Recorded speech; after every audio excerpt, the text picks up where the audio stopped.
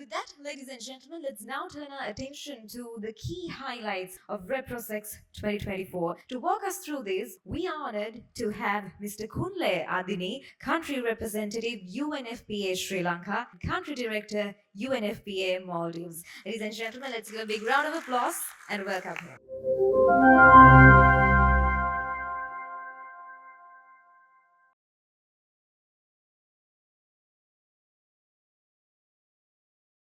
I think just like the immediate past president, I don't know if these drums is what we should be doing now because I can imagine the audience who've been talking and talking about things in a room. They must be keen to dance this evening. So this looks very great, and so I don't take too much of your time. Secondly, I think we actually need some of this in our lives now. There are many things that should concern us now, so I think this is important. The board chair of Family Planning Sri Lanka, international delegates, the CEO, friends and people that I know, and all our international and national delegates. It's beautiful to see you here today, and it's sunny outside as it was said. There are many things to be concerned about, but I've been told to do some technical highlights. But I thought I would share my reflection, personal, and it might be more important. 30 years ago, to this day, countries gathered, CSO nations gathered in Cairo, Egypt, and created the landmark declaration, the International Conference on Population and Development, which is basically the mantra that really guides the work you're all doing in sexual and reproductive health. That process, for the first time, really looked at human beings, at human and centered reproductive health around the individual, as opposed to the population and all things we do. And it raised issues around fundamental human rights and the rights of every woman to choose and to live a filled and fulfilling life. Over the years, we've done a lot of fantastic work across nations, and it's important to continue to remind ourselves of the progress that has been made. Maternal mortality has reduced significantly, even in low middle-income country. Access to family planning,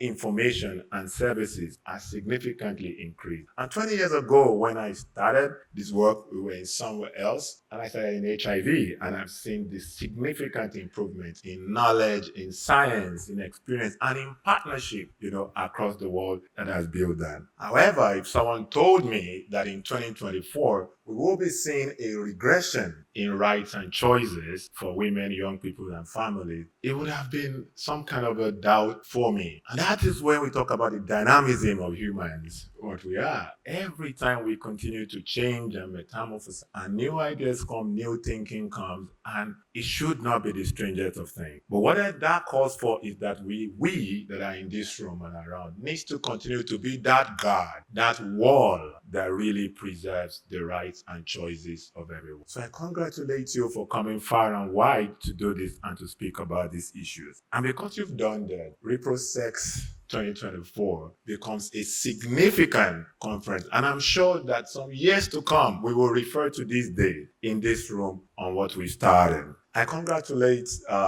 the organizers, FPSL, for doing this. And I really want to just speak about, and I've looked at rapporteur notes and everything and sessions that I attended, and pick up a few things that stuck out to me. The conference has covered a spectrum of esoteric topics that are essential to diverse populations. We heard the keynote address yesterday that really spoke about access of young people to sexual and reproductive health as a key issue in South Asia. So adolescent health is very important. And I think the first session, really discussed comprehensive sexuality education. We are witnessing significant blocks by policies and gatekeepers for young people, and in 2024 might not have simple knowledge to look after themselves and take control of their own life and make informed choices. So it's important to continue to address this important area of adolescent health and the future of family planning. We spoke about innovative approaches around using technologies to avoid gatekeeping and also spoke about equity and gender issues in addressing sexual and reproductive health. For us in Sri Lanka and many other parts of South Asia, addressing subfertility might be very important because over time it might not be an area we are focused on.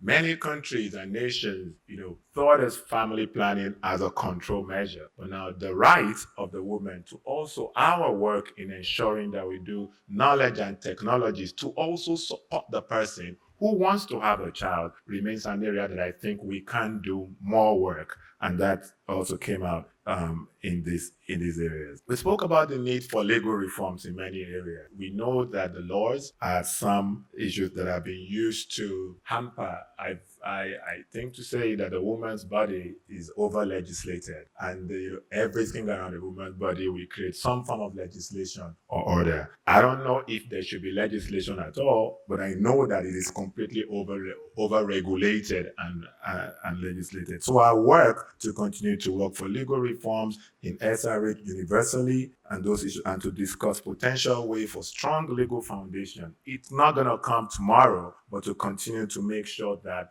politicians have targets. They really focus on where they want to go. They are extremely strategic, and understanding that the legal system and processes are one that can really shape the rights and choices and the future of generations becomes more important. So in Sri Lanka and beyond, we must shape SRA policies to be right-based on the framework to respect individual autonomy, consent, freedom of choices, and discrimination. Things that we have raised in other areas but needs to be brought to SRH, and I think that really came out strongly. Policy would also play a pivotal role in SRH outcomes, and ReproSex reinforced the importance of data-driven and adaptable policy. Evidence generation continues to be key, and I heard that true. It's important to understand, even though some see the evidence and ignore it, but you cannot argue. Our point really has to continually be made with evidence, and working like I said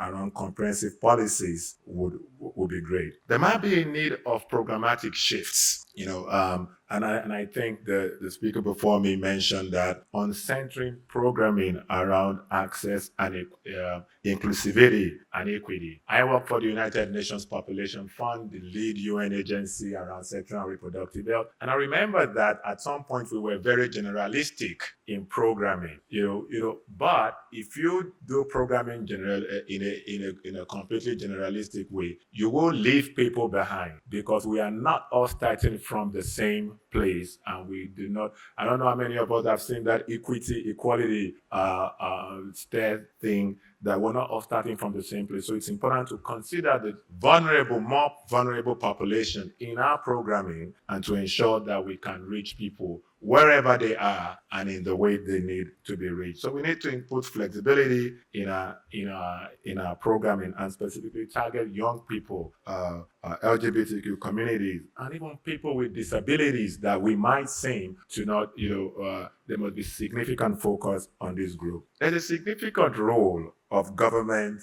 and civil and CSOs working together. Oftentimes in this our business, we've seen in a way that government is on this side in places and CSOs are here. The center never holds. Sometimes the UN becomes that bridge because we have to do that, but we must enhance this understanding of making sure that we always leave room for a conversation. It's not like we will never have conflicts, but resolving conflict through peaceful means, and ensure that we always get in the room to do things together, and bridging policy gaps in policy and praxis will be very key. So the government and CSOs, I'm happy that the government was here yesterday, significantly supporting this government. The government of Sri Lanka has been very proactive with sexual and reproductive health in many areas, and it must be noted, more can be done, but I think that we must really think of our strategies to reach government. We must make another call to the academia and research, and we have a lot of evidence from the field that we must continue to document, and should also lead us for the research. And